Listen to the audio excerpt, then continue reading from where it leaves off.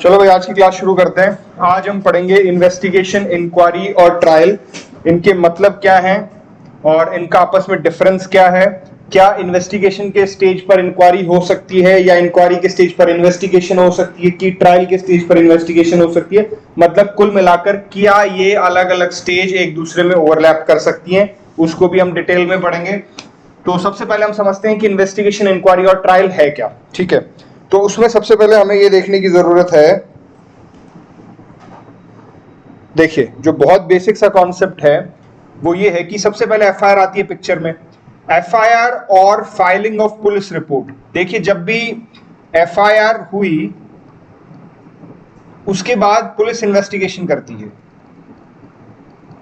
Investigation खत्म करने के बाद पुलिस फाइनल रिपोर्ट, जिसको कि हम पुलिस रिपोर्ट भी बोलते हैं, वो कोर्ट में पेश करती है कि भैया हमने ये इन्वेस्टिगेशन की, हमारी तरफ से ये फाइंडिंग्स हैं कि चार्जशीट पेश कर रहे हैं या हम क्लोजर रिपोर्ट पेश कर रहे हैं, तो वो पुलिस रिपोर्ट में होता है। तो ये जो फेज है एफआईआर से लेके फाइलिंग ऑफ पुलिस रिपोर्ट तक, ये स्टेज है इन्वेस्टिगेशन की। ठीक है जी। उसके बाद जैसे ही पुलिस रिपोर्ट फाइल हो गई और कोर्ट ने कॉग्निजेंस ले लिया, यहां पर कीवर्ड जो है वो कॉग्निजेंस है। जैसे ही कोर्ट कॉग्निजेंस ले लेगा तो भैया इंक्वायरी की स्टेज शुरू हो जाएगी और फ्रेमिंग ऑफ चार्ज तक, यहां तक फ्रेमिंग ऑफ चार्ज तक क्या रहेगा, इंक्वायरी की स्टेज। और जैसे ही चार्ज फ्रेम हो जाएंगे जजमेंट तक ये रहेगी ट्रायल। ठीक है, तो अलग अलग स्टेजेस हैं जिसमें से एक केस को गुजरना पड़ता है। तो जैसे मैंने आपको बताया, सबसे पहले आता है आपका स्टेज ऑफ इन्वेस्टिगेशन।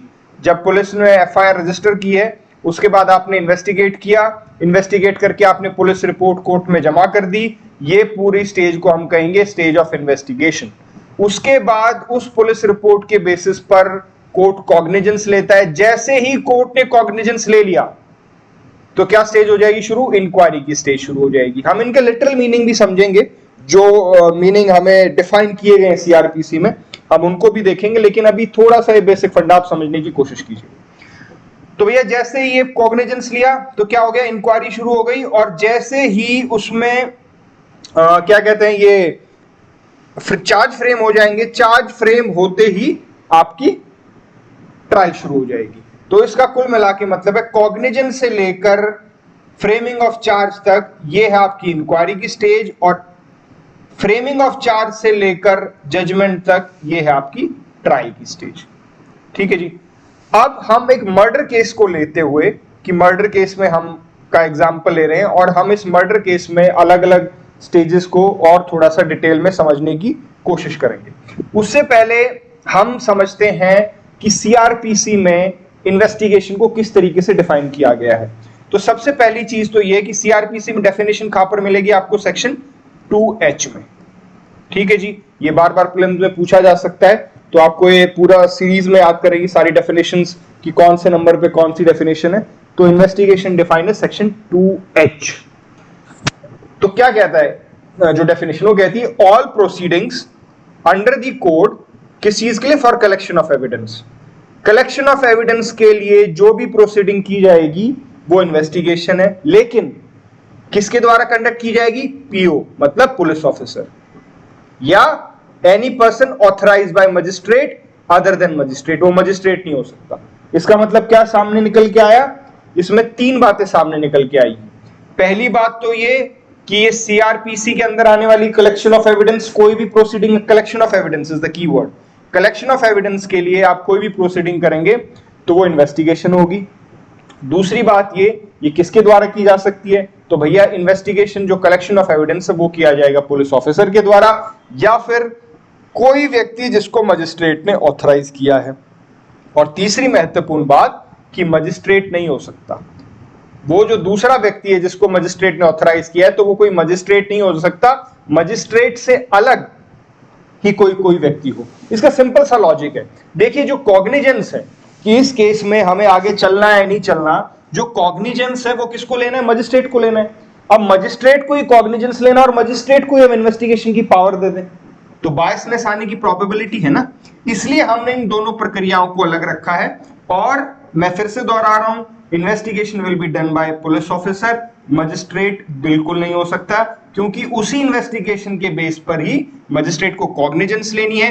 अगर इन्वेस्टिगेशन भी मजिस्ट्रेट करेगा और कॉग्निजेंस भी मजिस्ट्रेट लेगा तो भैया बायसनेस के चांसेस हो सकते हैं, इसलिए इन्वेस्टिगेशन सिर्फ और सिर्फ पुलिस ऑफिसर कर सकता है। ठीक है जी, चलिए अब हम इसको साथ में हमें मुझे लगता है कि आप एक इंक्वायरी की जो डेफिनेशन जो सीआरपीसी में दी गई है उसको भी एक बार हम देख लेते हैं आगे चलने से पहले। तो सीआरपीसी में जो डेफिनेशन है वो 2G में दी गई है, सेक्शन 2G में। ठीक है, इंक्वायरी की डेफिनेशन अब हम समझ रहे हैं इंक्वायरी क्या होता है। इंक्वायरी का मतलब है कोई भी inquiry which is conducted under CrPC by magistrate और कोर्ट अदर देन ट्रायल, मतलब वो ट्रायल नहीं होनी चाहिए। कोई भी इंक्वायरी जो मजिस्ट्रेट या कोर्ट करता है सीआरपीसी के अंडर उसको हम इंक्वायरी बोलेंगे। लेकिन सबसे इंपॉर्टेंट बात क्या है, सबसे इंपॉर्टेंट बात यह है कि भैया वो ट्रायल नहीं होनी चाहिए। ये बहुत क्लियरली एक्सप्लिसिट शब्दों में कह दिया और अभी आप आगे की क्लास में इसको समझेंगे कि इसकी इंपॉर्टेंस क्या है। ये जो वर्ड है कि it should be other than trial, इसकी क्या इंपॉर्टेंस है वो हम अभी और 10 मिनट में इस चीज को समझेंगे। लेकिन तब तक आप ये समझ लीजिए कि हर इंक्वायरी जो कि सीआरपीसी में कंडक्ट की जा रही है किसके द्वारा, मजिस्ट्रेट के द्वारा या कोर्ट के द्वारा, उसको हम इंक्वायरी बोलेंगे and that should be other than trial. Trial में की गई इंक्वायरी सेक्शन 2G के अनुसार इंक्वायरी नहीं है। ठीक है जी, अब हम आगे चलते हैं और समझने की कोशिश करते हैं मर्डर ट्रायल का एग्जांपल, मर्डर केस का एग्जांपल लेते हुए कि इन्वेस्टिगेशन और इंक्वायरी और ट्रायल में क्या डिफरेंस है। ठीक है जी, चलिए देखिए जो मिस्टर ए हैं, एक सेकंड यार कलर दूसरा ले लीजिए, थोड़ा सा अटका है।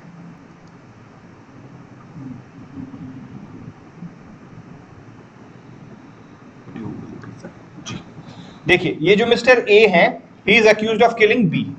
ठीक है जी, तो विक्टिम कौन हुए, मिस्टर बी जिनकी मृत्यु हो चुकी है, उनको मार दिया गया है और आरोप किस पर है, मिस्टर ए पर। ठीक है, तो सबसे पहले क्या हुआ, आई विटनेस जो हैं जिन्होंने भी वो वारदात होते देखा है उन्होंने एफआईआर को फाइल कर दिया। ठीक है, वो गए पुलिस के पास, उन्होंने पुलिस को बता दिया कि भैया ऐसे ऐसे मिस्टर ए ने बी को मार दिया है। ठीक है जी, उसके बाद क्या होता है, जैसे ही एफआईआर रजिस्टर होगी पुलिस अपनी इन्वेस्टिगेशन शुरू कर देगी।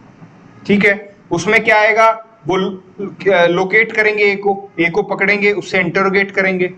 ठीक है, इंटरोगेट करने के बाद ऑब्वियसली वो अरेस्ट के बाद होगा, तो सबसे पहले अरेस्ट करेंगे, फिर उसको इंटरोगेट करेंगे, फिर उसको बेल मिल भी सकती है, नहीं भी मिल सकती। जब उसको पेश करेंगे मजिस्ट्रेट के सामने, 24 घंटे के अंदर पेश करना होता है, तो उसको बेल मिल भी सकती है, नहीं भी मिल सकती, उसको हो सकता है कस्टडी में रखा जाए। तो हम उसके बाद क्या करेंगे, सर्च करेंगे। मान लीजिए उनको इंफॉर्मेशन मिल जाए कि वेपन वहां पर है, कुछ और सबूत, कुछ और एविडेंस मिल जाए, या सीजर करेंगे। ठीक है, स्टेटमेंट्स लेंगे हम दूसरे आई विटनेसेस की, इंक्वेस्ट रिपोर्ट बनाएंगे। तो ये सारी चीजें क्या होती हैं, ये इन्वेस्टिगेशन का हिस्सा है। ठीक है, अब ये सारी चीज करने के बाद जिसके ऊपर आरोप था उससे भी पूछताछ कर ली, जिनको उस दिन हुए इस एक्ट के बारे में कोई जानकारी थी, कोई आई विटनेस था, किसी और को इस केस से संबंधित किसी के पास कोई भी जानकारी थी, उसकी स्टेटमेंट रिकॉर्ड कर ली, कुछ सर्च करना था, सीजर करना था, वो कर लिया, पोस्टमार्टम रिपोर्ट आ चुकी है। जितनी भी पुलिस ने इन्वेस्टिगेशन करनी थी वो सारी इन्वेस्टिगेशन पुलिस ने कर ली। अब पुलिस क्या करेगी, पुलिस रिपोर्ट फाइल कर देगी। ठीक है जी, अब पुलिस रिपोर्ट क्या होता है, पुलिस रिपोर्ट एक एग्जीक्यूटिव ओपिनियन है, किसका, इन्वेस्टिगेटिंग ऑफिसर का, क्या अक्यूज ने ऑफेंस कमिट किया है या नहीं किया है। ठीक है जी, अगर इन्वेस्टिगेटिंग ऑफिसर को लगता है कि हाँ ऑफेंस किया है, तो पुलिस रिपोर्ट में क्या पेश करेगा, हम बोलते हैं चार्जशीट। ठीक है, जैसे आप लोकल भाषा में, कानून की भाषा में, मान लीजिए आप लेमैन हैं, आप बहुत बार न्यूज में सुनते होंगे कि फलाना केस में चार्जशीट हो गई है। अभी हफ्ते के पहले की बात है कि न्यूज में पढ़ा कि हरियाणा के पूर्व मुख्यमंत्री चौधरी भूपेंद्र सिंह हुड्डा के खिलाफ सीबीआई ने चार्जशीट पेश कर दी। तो इसका मतलब क्या होता है, इसका मतलब ये होता है कि जो सीबीआई ने इन्वेस्टिगेशन की, इन्वेस्टिगेशन करने के बाद आईओ जो इन्वेस्टिगेटिंग ऑफिसर हैं उनको लगा कि अक्यूज ने ऑफेंस किया है और इसलिए उन्होंने पुलिस रिपोर्ट में अपनी चार्जशीट पेश कर दी। अब चार्जशीट पेश करने का मतलब ये नहीं होता कि ऑफेंस प्रूव हो गया, अभी तो ट्रायल शुरू होगी, इंक्वायरी चलेगी, फिर ट्रायल होगी, वो तो एक लंबा प्रोसेस है और काफी इसमें स्टेप्स आते हैं। लेकिन चार्जशीट पेश करने का मतलब यह है कि इन्वेस्टिगेटिंग ऑफिसर को यह लगता है कि अक्यूज ने ऑफेंस किया है। ठीक है, तो हमने क्या कहा कि या तो आईओ को यह लगेगा कि ऑफेंस किया है तो वो क्या पेश करेगा, चार्जशीट, और अगर आईओ को यह लगता है, इन्वेस्टिगेटिंग ऑफिसर को लगता है कि नहीं जनाब उसने ऑफेंस नहीं किया, तो वो क्या पेश करेगा, क्लोजर रिपोर्ट। ठीक है, कि मेरी तरफ से केस को क्लोज कर दीजिए। अब वो मजिस्ट्रेट उसको क्लोज करता है या उससे कॉग्निजेंस लेता है वो दूसरी बात है, हम उसमें अभी नहीं जाएंगे, वो हम अलग से पढ़ेंगे। अभी के लिए हमें सिर्फ इतना समझना है कि भैया पुलिस ने इन्वेस्टिगेशन की, इन्वेस्टिगेटिंग ऑफिसर ने पुलिस रिपोर्ट पेश कर दी। पुलिस रिपोर्ट दो तरीके की हो सकती है, अगर आईओ को लगता है कि उसने ऑफेंस किया है तो वो चार्जशीट कहलाएगी, और अगर आईओ को लगता है कि ऑफेंस नहीं किया तो वो क्लोजर रिपोर्ट हो जाएगी। ठीक है, उसके बाद क्या होता है, उसके बाद कॉग्निजेंस ऑफ ऑफेंस ले लिया जाता है। तो कॉग्निजेंस तक ये सारी स्टेज क्या है, ये स्टेज है इन्वेस्टिगेशन की stage, that is collection of evidence की स्टेज।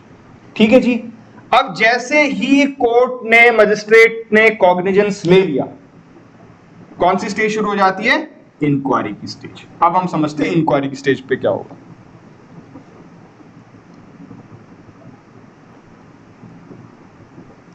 चलिए ठीक है जी, जैसे ही कॉग्निजेंस ऑफ ऑफेंस हो गया, इंक्वायरी की स्टेज शुरू हो गई। यहां से कॉग्निजेंस ले लिया तो इंक्वायरी की स्टेज शुरू हो गई।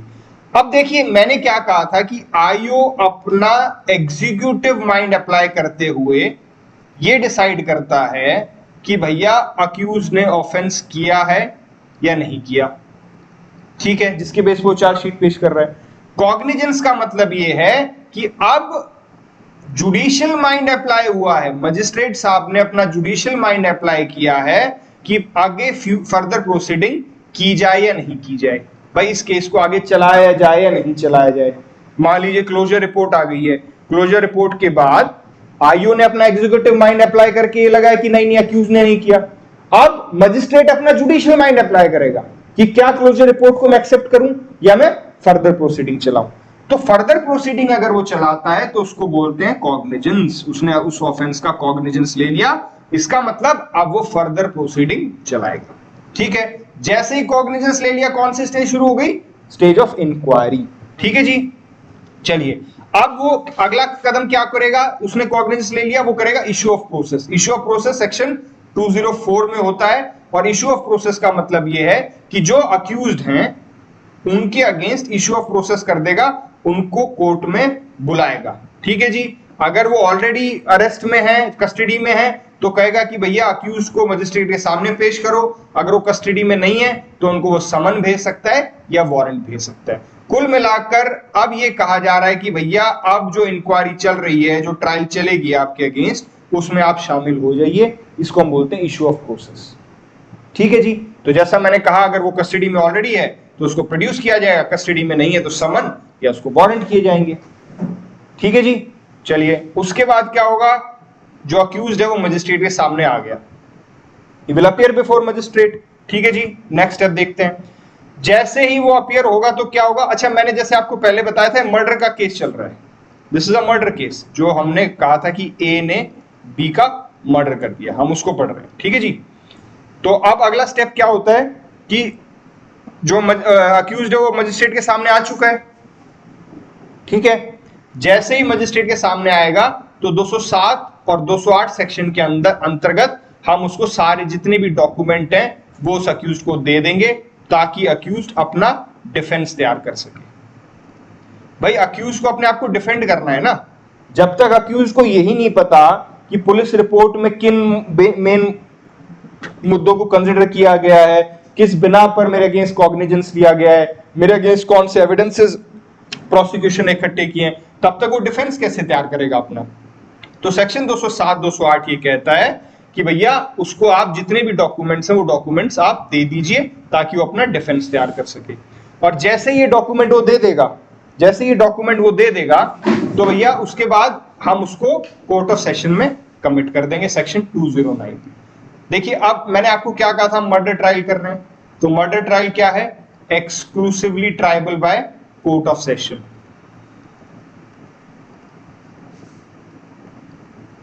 और जो trial exclusively tribal by court of session होती है उसको क्या करेगा, मजिस्ट्रेट कमिट कर देगा, मजिस्ट्रेट कोर्ट ऑफ सेशन के पास भेज देगा। तो जैसे ही उसको डॉक्यूमेंट दिए हमने उसको 209 में कमिट कर दिया। ठीक है जी, अब जो अक्यूज्ड है वो पहुंच चुका है किसके पास, कोर्ट ऑफ सेशन के पास। ठीक है, जाते ही कोर्ट ऑफ सेशन क्या करेगा, एग्जामाइन करेगा कि भैया जो डॉक्यूमेंट्स थे वो आपको दिए गए हैं नहीं दिए गए हैं।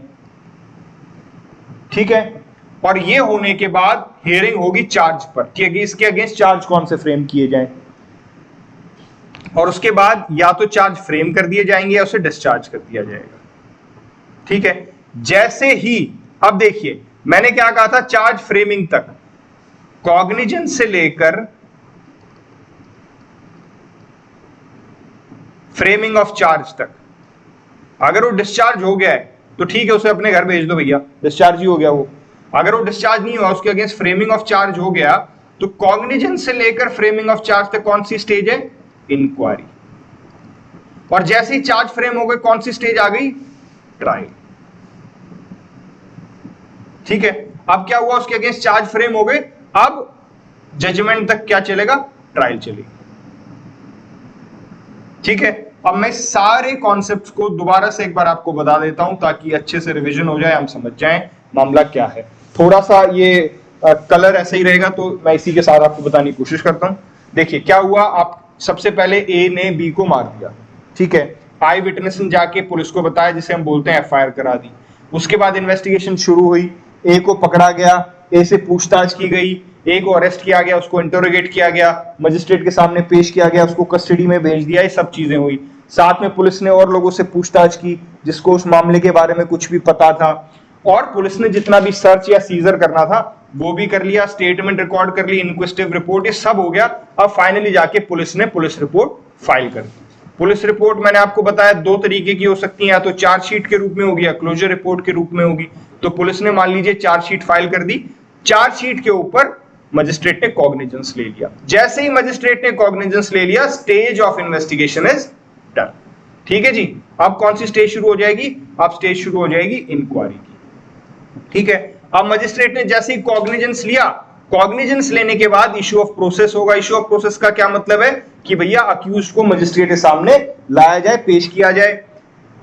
और उसके बाद क्या होगा, मजिस्ट्रेट के सामने अक्यूज्ड आएगा। जैसे ही मजिस्ट्रेट के सामने अक्यूज्ड आएगा तो उसको जितने भी डॉक्यूमेंट हैं सेक्शन 207 208 के अनुसार वो सभी डॉक्यूमेंट उसको दे दिए जाएंगे ताकि वो अपना डिफेंस तैयार कर सके। ये डॉक्यूमेंट देने के बाद सीधा उसको सेक्शन 209 में हम कमिट कर देंगे, कहां पर, कोर्ट ऑफ सेशन में। कोर्ट ऑफ सेशन में जाकर सबसे पहले ये एग्जामाइन किया जाएगा कि क्या भैया तुझे डॉक्यूमेंट मिल गए, हाँ जी मिल गए। फिर क्या बहस होगी चार्ज पर कि इसके अगेंस्ट कौन से चार्ज फ्रेम करने हैं, करने भी हैं या नहीं करने हैं। अगर तो उसको डिस्चार्ज कर दिया तो भैया अपने घर जाओ, तुम्हारे अगेंस्ट चार्ज ही फ्रेम नहीं हो रहे। ठीक है, कोर्ट को लगता है कि तुमने किया ही नहीं, तुम्हारे अगेंस्ट एविडेंसेस ही नहीं है। और अगर चार्ज फ्रेम हो गए, जैसे ही चार्ज फ्रेम हो गए तो stage of inquiry comes to an end, because stage of inquiry होती है कॉग्निजेंस से लेकर फ्रेमिंग ऑफ चार्ज तक। जैसे ही चार्ज फ्रेम हो गए कौन सी स्टेज शुरू हो जाएगी, ट्रायल की स्टेज शुरू हो जाएगी, और जजमेंट तक ट्रायल की स्टेज रहेगी। अब जजमेंट में हो सकता है उसको एक्विट कर दें या उसको कन्विक्ट कर दें। ठीक है, चलिए अब आगे चलते हैं। अब सबसे पहला सवाल ये आता है हमारे सामने, can there be only inquiry and trial and no investigation. मतलब ये पूछ रहा है, सवाल ये है कि किसी केस में कैसा हो सकता है कि सिर्फ इंक्वायरी हो, फिर ट्रायल हो और इन्वेस्टिगेशन ना हो। जैसे अभी हमने इस मर्डर केस में क्या देखा है, हमने मर्डर केस में ये देखा है, देखिए आप यहां पर देखिए ध्यान से, हमने मर्डर केस में देखा है कि पहले एफआईआर हुई, इन्वेस्टिगेशन शुरू हुई, ये इन्वेस्टिगेशन की स्टेज थी। उसके बाद कॉग्निजेंस ले लिया, फिर क्या हुआ, इंक्वायरी शुरू हुई, ये इंक्वायरी हो गई। फिर उसके बाद चार्ज फ्रेम हो गए,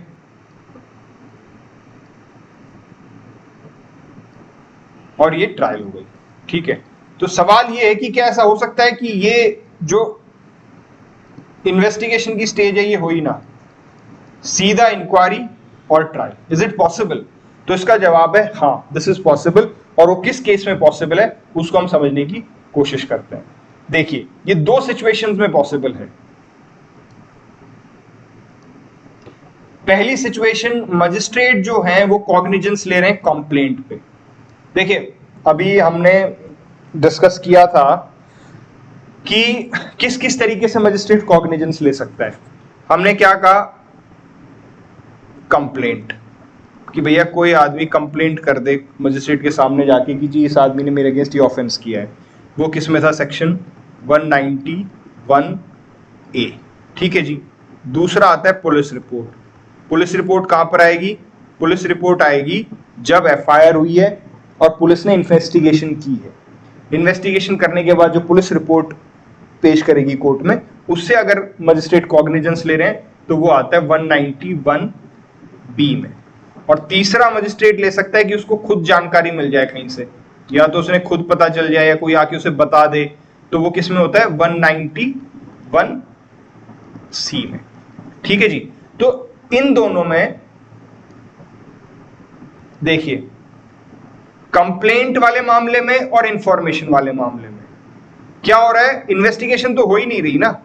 इन्वेस्टिगेशन तो सिर्फ पुलिस रिपोर्ट वाले मामले में हो रही है, जिसमें पुलिस रिपोर्ट पेश की जा रही है, इन्वेस्टिगेशन के बाद पेश की जा रही है ना। यहां पर क्या हो रहा है, कंप्लेनेंट आया, कंप्लेनेंट ने कंप्लेंट लगाई, मजिस्ट्रेट ने कंप्लेंट को पढ़ा और जितने भी कंप्लेंट के साथ गवाह थे उनको बुला के पूछ लिया, हाँ भाई बताओ अपनी आप एविडेंस करा दो, और उसके बेस पे उसने कॉग्निजेंस ले लिया। तो पुलिस या इन्वेस्टिगेशन का रोल कहीं आया ही नहीं ना कहीं पर भी। कंप्लेंट वाले मामले में पुलिस है ही नहीं बीच में पिक्चर में। ठीक है जी।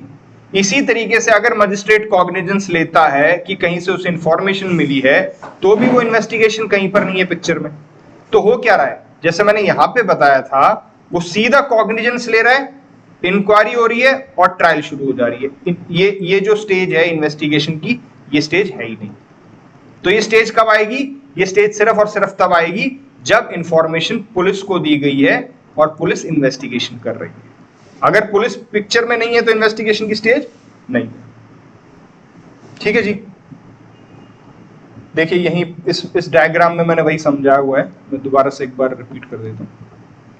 देखिए यहां पर कंप्लेंट आई, मजिस्ट्रेट ने उसी कंप्लेंट के बेस पे कॉग्निजेंस ले लिया। जैसे ही कॉग्निजेंस लिया, इंक्वायरी शुरू हो गई, ये इंक्वायरी की स्टेज चल रही है। और यहां पर क्या हुआ, चार्ज फ्रेम हो गए। चार्ज फ्रेम होते ही आपकी ट्रायल शुरू हो गई और जजमेंट तक ये ट्रायल रहेगी। तो यहां पर देखिए कोई इन्वेस्टिगेशन नहीं है, क्योंकि डायरेक्ट कंप्लेंट पे कॉग्निजेंस ले रहा है मजिस्ट्रेट। ठीक है जी। आगे चलते हैं आप।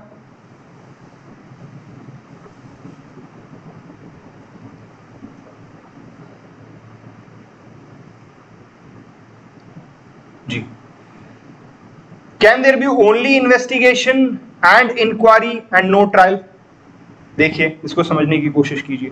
ये कह रहा है कि भैया ये एफआईआर हुई, इन्वेस्टिगेशन हुई, पुलिस रिपोर्ट पेश होगी, कोर्ट ने कॉग्निजेंस ले ली, ये इंक्वायरी हो गई। यहां से इंक्वायरी की स्टेज, ये इन्वेस्टिगेशन की स्टेज।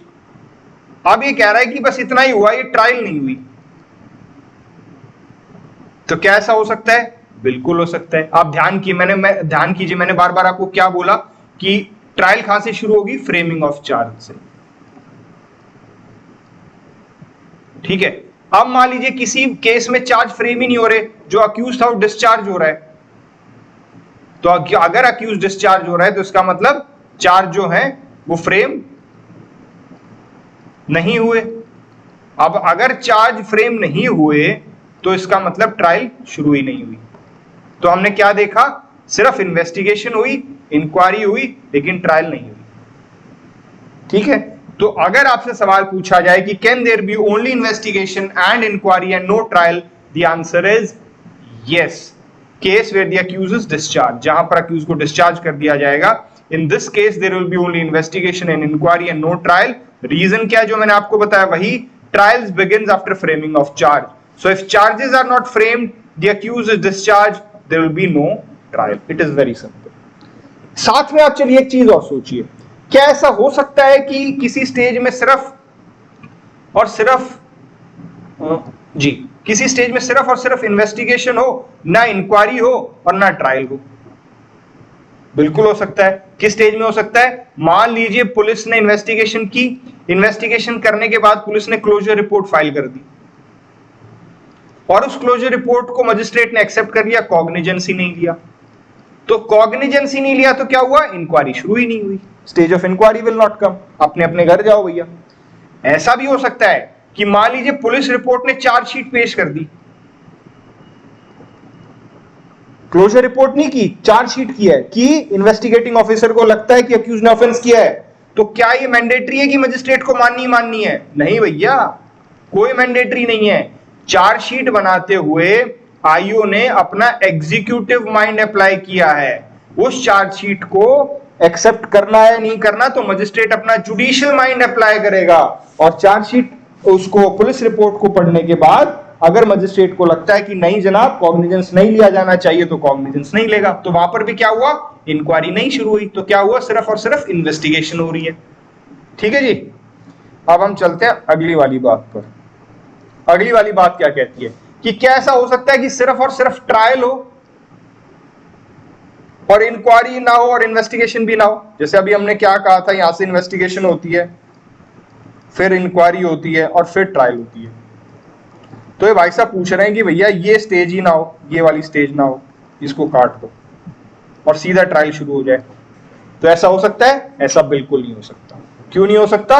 एक चीज आप स्पष्ट मान लीजिए कि ट्रायल विदाउट इंक्वायरी नहीं हो सकती। देखिए, ट्रायल विदाउट इन्वेस्टिगेशन तो हो सकती है। मान लीजिए कंप्लेंट केस है, इन्वेस्टिगेशन हुई नहीं, सीधा इंक्वायरी हुई, कॉग्निजेंस लिया, इंक्वायरी हुई और ट्रायल शुरू हो गई। लेकिन ट्रायल के लिए इंक्वायरी की स्टेज आनी जरूरी है। और क्यों जरूरी है? Trial can not be conducted without cognizance of offence by magistrate and the stage between cognizance and framing of charge is inquiry. देखिए, जब तक कॉग्निजेंस नहीं ले रहा मजिस्ट्रेट, ये एंट्री पॉइंट है जनाब, कोर्ट का एंट्री पॉइंट कॉग्निजेंस है। इसलिए मैं बोलता हूं कि मजिस्ट्रेट बेशक लोअर जुडिशरी का आदमी है, लेकिन उसका सबसे बड़ी जिम्मेदारी है, मामला जाएगा भी नहीं जाएगा कोर्ट में, उसके खिलाफ कार्रवाई होगी भी या नहीं होगी, वो सारा कॉग्निजेंस पे डिपेंड करता है। तो cognizance is the entry point. अगर कॉग्निजेंस ही नहीं लिया तो ट्रायल तो चलेगी नहीं। अगर ट्रायल चली है तो इसका मतलब क्या है कि कॉग्निजेंस लिया गया है। ठीक है जी। और जैसे ही कॉग्निजेंस ले लिया तो इंक्वायरी वाली स्टेज शुरू हो गई। तो ऐसा तो हो ही नहीं सकता कि ट्रायल सिर्फ ट्रायल हो जाए और इंक्वायरी ना हो। ठीक है, तो इसका एक कंप्लीट आंसर हो गया। Can there be only trial and no inquiry and investigation? The answer is no. अगर ट्रायल है तो इसका मतलब कॉग्निजेंस मजिस्ट्रेट ने लिया है, और जैसे ही मजिस्ट्रेट ने कॉग्निजेंस लिया तो इंक्वायरी शुरू हो गई। ठीक है जी। चलिए अब हम चलते हैं। हमने देखिए डिटेल में पढ़ लिया इंक्वायरी क्या होता है, इन्वेस्टिगेशन क्या होता है, ट्रायल क्या होता है।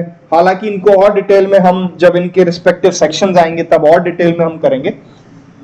और हमने ये भी देख लिया कि कब इंक्वायरी अकेली, इंक्वायरी और ट्रायल अकेला हो सकता है, इन्वेस्टिगेशन अकेला हो सकता है, और कब तीनों होंगे, वो सब हमने डिटेल में कर लिया। अब हम देखते हैं कि ओवरलैपिंग ऑफ स्टेजेस होती है नहीं होती। ओवरलैपिंग ऑफ स्टेजेस से क्या मतलब है? देखिए, ओवरलैपिंग ऑफ स्टेजेस ये है कि अभी तो हम क्या बोल रहे हैं, हम ये बोल रहे हैं कि जनाब यहां से यहां तक क्या हो गया, इन्वेस्टिगेशन होगी। फिर हम क्या बोल रहे हैं जनाब, यहां से यहां तक क्या हो गया, इंक्वायरी होगी। और फिर क्या बोल रहे हैं, ट्रायल हो गया। ओवरलैपिंग ऑफ स्टेज का मतलब है कि ये जब इंक्वायरी की स्टेज शुरू हो चुकी है, क्या इस स्टेज में इन्वेस्टिगेशन हो सकती है? समझ रहे हैं? या ट्रायल शुरू हो चुकी है, क्या इस स्टेज में इन्वेस्टिगेशन या इंक्वायरी हो सकती है? जब हम ये कह रहे हैं कि ये स्टेजेस हैं, this is stage 1 is stage of investigation, ये दूसरी स्टेज आ गई जनाब इंक्वायरी की, ये तीसरी स्टेज आ गई जनाब ट्रायल की।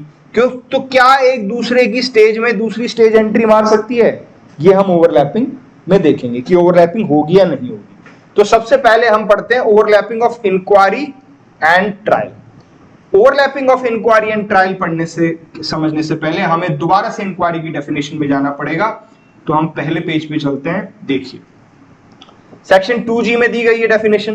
क्या पढ़ा था हमने? Every inquiry conducted under CrPC by magistrate और कोर्ट अदर देन ट्रायल। मैंने कहा था ना कि ये सबसे कीवर्ड है और उसको हम दोबारा इसके ऊपर वापस आएंगे। तो एक बहुत क्लियरली बोल रहा है कि इंक्वायरी अदर देन ट्रायल होनी चाहिए, मतलब जैसे ही ट्रायल शुरू हुई इंक्वायरी खत्म हो गई। इसका मतलब ट्रायल के स्टेज पर इंक्वायरी पॉसिबल ही नहीं है। Getting it? From the definition itself it is clear. Now coming to the main page जहां पर हम कर रहे थे, इसको यहां से समझते हैं। देखिए इसमें क्लियरली लिखा है कि नो ओवरलैपिंग पॉसिबल, किसी भी तरीके की ओवरलैपिंग पॉसिबल नहीं है। दूसरे शब्दों में कहें तो inquiry and trial are mutually exclusive. ठीक है जी, ये क्वेश्चन मेंस के उसमें भी आ सकता है, आपसे वो पूछ सकते हैं कि क्या इंक्वायरी और ट्रायल म्यूचुअली एक्सक्लूसिव है, and give reasons for your answer. तो हमने क्या कहना है कि नहीं जनाब, इंक्वायरी और ट्रायल म्यूचुअली एक्सक्लूसिव है, और उसका जस्टिफिकेशन क्या है? जस्टिफिकेशन है सेक्शन 2G में क्लियरली डिक्लेयर किया गया है, inquiry means every inquiry other than trial. Trial से अलग हर इंक्वायरी इंक्वायरी मानी जाएगी, और इसका क्या मतलब हुआ? जैसे ही ट्रायल बिगिन होती है इंक्वायरी शेल एंड, इंक्वायरी खत्म हो जानी चाहिए। ठीक है, अब क्या है, चलिए एक सिचुएशन करते हैं। अब यहां तक तो आपको क्लियर हो गया ना, यहां तक तो आपको क्लियर होगा कि ये म्यूचुअली एक्सक्लूसिव है, सॉरी म्यूचुअली एक्सक्लूसिव है, कि जब एक स्टेज चल रही है तो दूसरी स्टेज नहीं होगी, जब इंक्वायरी चल रही है तो ट्रायल नहीं हो सकती, और जब ट्रायल चल रही है तो इंक्वायरी नहीं होगी, ये ओवरलैपिंग नहीं हो सकते। ये बिल्कुल क्लियर है।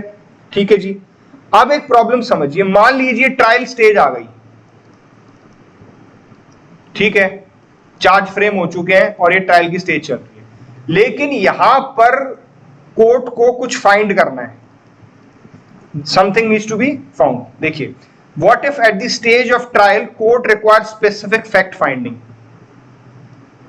ठीक है भाई, मान लीजिए कोर्ट को ये देखना है कि उस पर्टिकुलर जगह पर क्या कोई पेड़ है। ट्रायल में मैं एक बिल्कुल आपको एक एग्जांपल दे रहा हूं, मतलब not related to any case, कि मान लीजिए ट्रायल चल रही है और ट्रायल में एक मुद्दा आ गया कि जनाब वहां पे तो एक बहुत बड़ा पेड़ है और उसका कुछ ना कुछ लिंक है ट्रायल से। अब कोर्ट को फाइंड आउट करना है कि क्या वहां पर कोई पेड़ है, तो इफेक्ट फाइंडिंग हो गई। ठीक है, अब देखा जाए तो ये क्या है, ये एक तरीके की इंक्वायरी है, या इसको इन्वेस्टिगेशन भी बोल सकते हैं कि भैया आपको जाके वहां पे देखना पड़ेगा। तो मजिस्ट्रेट साहब तो जाएंगे नहीं, वो क्या करेंगे, वो कमीशन भेजेंगे, जिस भी व्यक्ति को भेजेंगे उसको कमीशन बोलते हैं। ठीक है, कि कमीशन भेज दिया, ठीक है, पता करके आओ भाई, किसी की ड्यूटी लगा दी, किसी एडवोकेट की लगा दी, किसी पुलिस अधिकारी की लगा दी, किसी की भी उन्होंने ऑर्डर कर दिया कि आप वहां पर देख के आओ और मुझे रिपोर्ट सबमिट करो, कि हम तो बोलेंगे वहां पर कमीशन सेंड हुआ था। ठीक है, तो अब ट्रायल की स्टेज पर क्या हो रहा है, कोर्ट कैन ऑर्डर इन्वेस्टिगेशन और इंक्वायरी। अभी मैं क्या कह रहा था कि जो स्टेजेस हैं वो ओवरलैप नहीं करेंगे, बोल रहा था ना मैं, लेकिन अब मैं क्या कह रहा हूं कि कोर्ट ट्रायल के स्टेज पर भी इन्वेस्टिगेशन और इंक्वायरी ऑर्डर कर सकता है अगर जरूरत पड़े तो, लेकिन वो कैसी होंगी, लिमिटेड नेचर की होंगी। तो अब हम पहुंचते हैं कंक्लूजन पे, इसलिए चलो सेलेक्ट करते हैं रेड कलर, और कंक्लूजन क्या है, कंक्लूजन ये है द स्टेजेस ऑफ ट्रायल, रेड था भैया, the stages of trial and inquiry will not overlap but process might.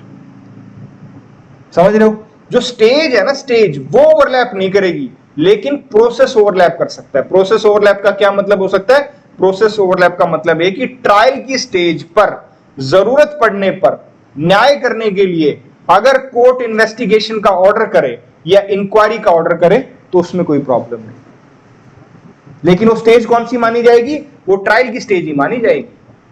ऐसा नहीं हम ये बोल दें कि ट्रायल की स्टेज पर इंक्वायरी की स्टेज भी आ गई, नहीं नहीं नहीं, स्टेज ओवरलैप नहीं करेंगे। क्या ओवरलैप करेगा, प्रोसेस। ठीक है, कि स्टेज ट्रायल की चल रही है, उस ट्रायल की स्टेज पर हमने इंक्वायरी का प्रोसेस भी चला दिया, हमने इन्वेस्टिगेशन का प्रोसेस भी चला दिया। तो I am repeating it again and again, please make sure the stages of trial and inquiry will not overlap, सिर्फ और सिर्फ प्रोसेस ओवरलैप हो सकता है। ठीक है, इंक्वायरी और ट्रायल में तो ये क्लियर हो गया, और ये क्लियर कहां से हुआ, ये क्लियर हुआ जी डेफिनेशन से, जो सेक्शन 2G की डेफिनेशन थी, जिसमें क्लियरली ये कहा गया था कि inquiry means every inquiry other than trial. ठीक है, चलिए आगे चलते हैं।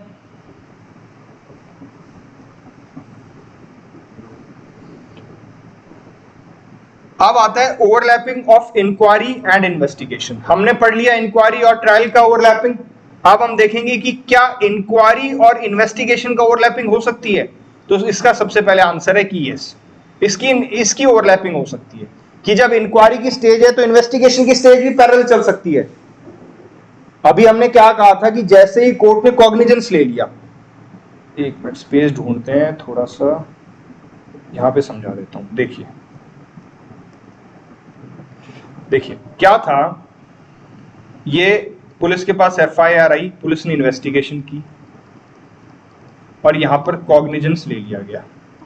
जैसे ही कॉग्निजेंस लिया, इंक्वायरी की स्टेज शुरू हो गई।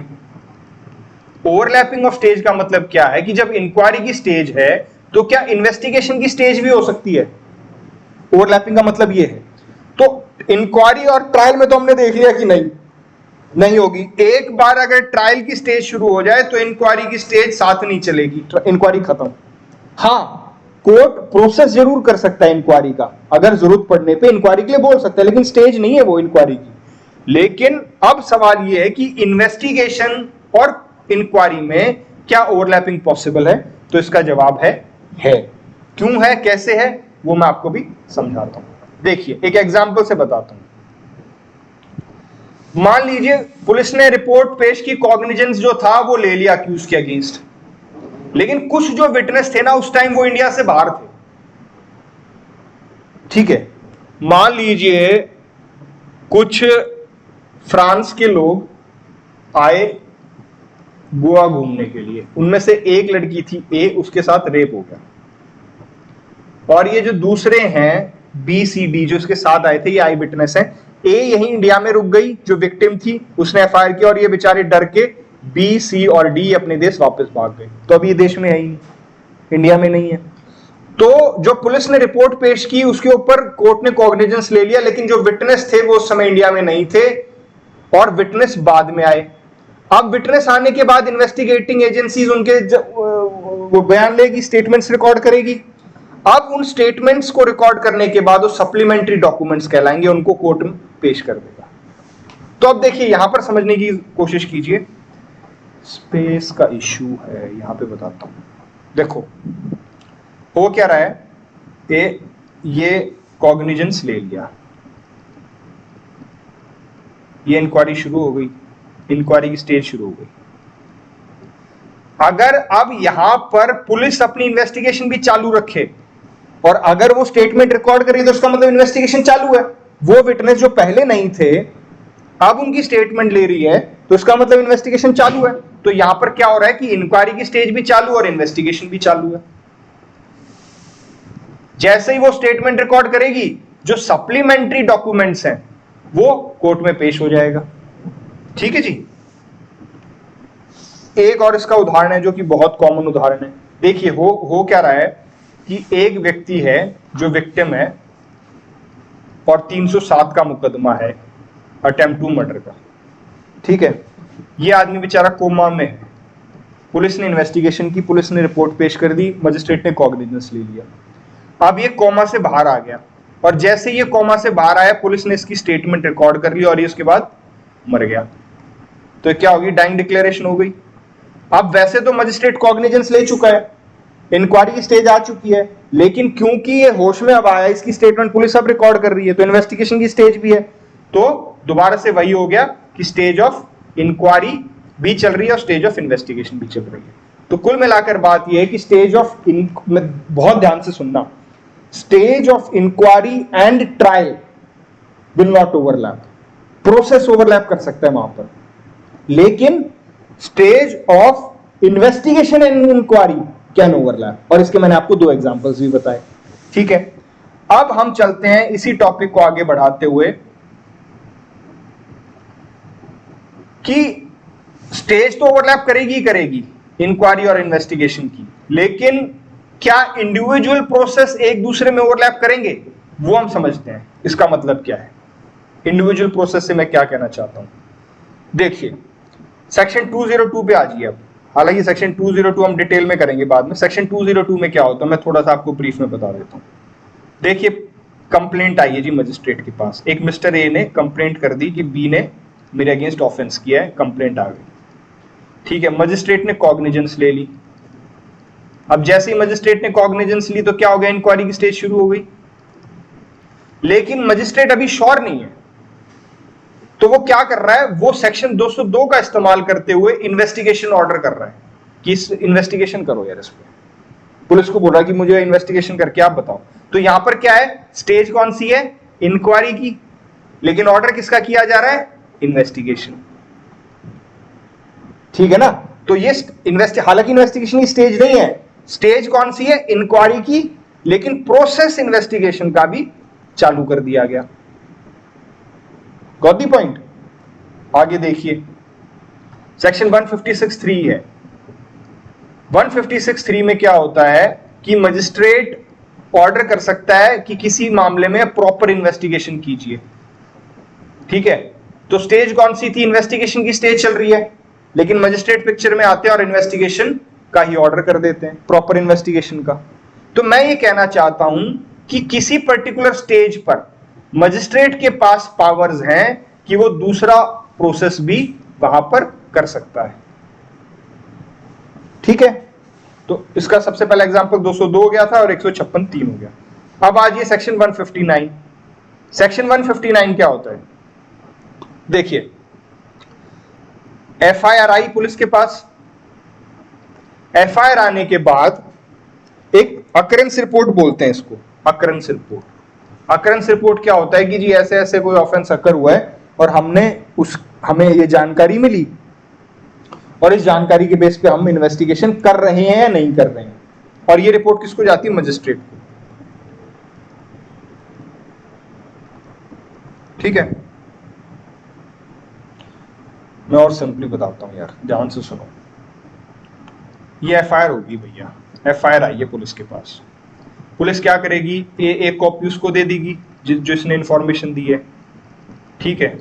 एक कॉपी पुलिस अपने पास रखेगी और एक कॉपी जाती है मजिस्ट्रेट साहब के पास, साथ के साथ ही, ऐसा नहीं बाद में, ठीक है। मान लो मैंने एफआईआर कर दी कि भाई श्याम ने राम का मर्डर कर दिया, ठीक है, तो एक कॉपी तो मुझे मिलेगी जो इंफॉर्मेशन दे रहा है, एक कॉपी पुलिस अपने पास रख लेगी और एक कॉपी जाती है मजिस्ट्रेट के पास, और उस कॉपी के साथ पुलिस ये भी बताती है कि वो मौका वारदात पे गए तो उन्होंने क्या देखा, क्या पाया, इन्वेस्टिगेशन आगे कर रहे हैं नहीं कर रहे, इसको हम बोलते हैं अकरेंस रिपोर्ट। ये मजिस्ट्रेट के पास शुरुआत में ही चली जाती है, ठीक है।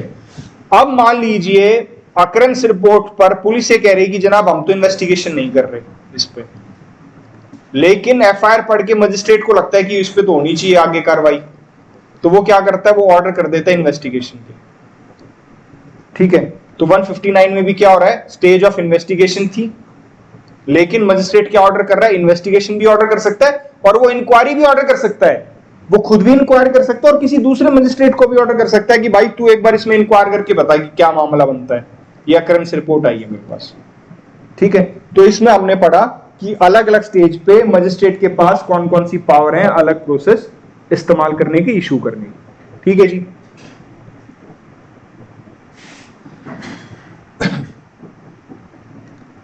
चलिए एक सेकंड में देख लेता हूं कितने समय की क्लास हो गई, एक सेकंड, 43 मिनट्स। अगला टॉपिक कितना बड़ा, एक सेकंड, आज ही करें या बाद में करें,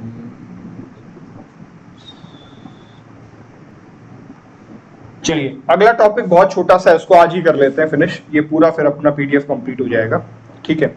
अब हम चलते हैं कॉग्निजेबल नॉन कॉग्निजेबल ऑफेंस पे, बहुत ही सिंपल कॉन्सेप्ट है, बहुत ही जल्दी कवर हो जाएगा। देखिए सबसे पहले हम कॉग्निजेबल ऑफेंस समझते हैं, सेक्शन 2C में डिफाइंड है, सिंपल सी बात है, जिसमें पुलिस विदाउट वारंट अरेस्ट कर सकती है वो कॉग्निजेबल ऑफेंस है, ठीक है जी।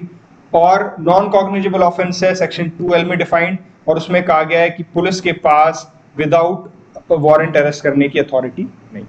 तो क्या कहा हमने, कॉग्निजेबल में अरेस्ट कर सकती है, कोई वारंट की जरूरत नहीं है, और नॉन कॉग्निजेबल में आपको वारंट लेना पड़ेगा, आप तभी अरेस्ट कर सकते हैं, ठीक है।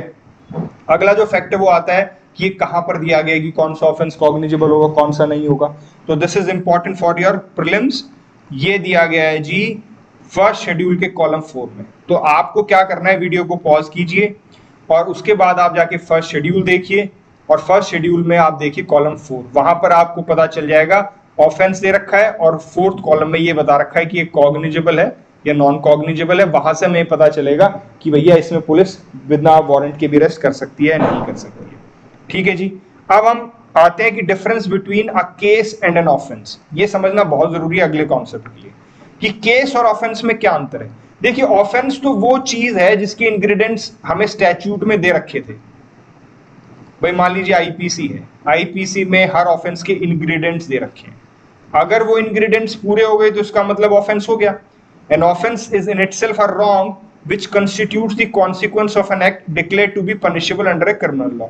किसी क्रिमिनल लॉ में कुछ इंग्रेडिएंट्स दे रखे हैं, अगर वो इंग्रेडिएंट्स हो जाते हैं, वो कॉन्सिक्वेंस हो जाते हैं, तो वो पनिशेबल एक्ट है, तो वो तो हो गया ऑफेंस। ठीक है, पर जैसे ही क्रिमिनल प्रोसीडिंग हम शुरू कर देंगे, भाई एफआईआर लॉन्च करना, कंप्लेंट करना, तो वो क्या बन जाएगा, केस बन जाएगा। उसको हम क्या बोलेंगे, केस। ठीक है जी। अब बस एक छोटी सी बात हमें यहां पे समझनी है। देखिए, अगर तो ये सिंगल ऑफेंस, ए ने बी को शूट कर दिया, गोली मार दी, भाई ये मर गया, शूट किया है, सिंगल ऑफेंस है। अगर सिंगल ऑफेंस और कॉग्निजेबल है, जैसे ये हमने कहा, तो क्या होगा, कॉग्निजेबल केस कहलाएगा। अगर वो नॉन कॉग्निजेबल ऑफेंस है तो क्या कहलाएगा, नॉन कॉग्निजेबल केस। सिंपल। दिक्कत आती है मल्टीपल ऑफेंसेस में। मल्टीपल ऑफेंसेस की क्या परमुटेशन कॉम्बिनेशंस बनते हैं। मान लीजिए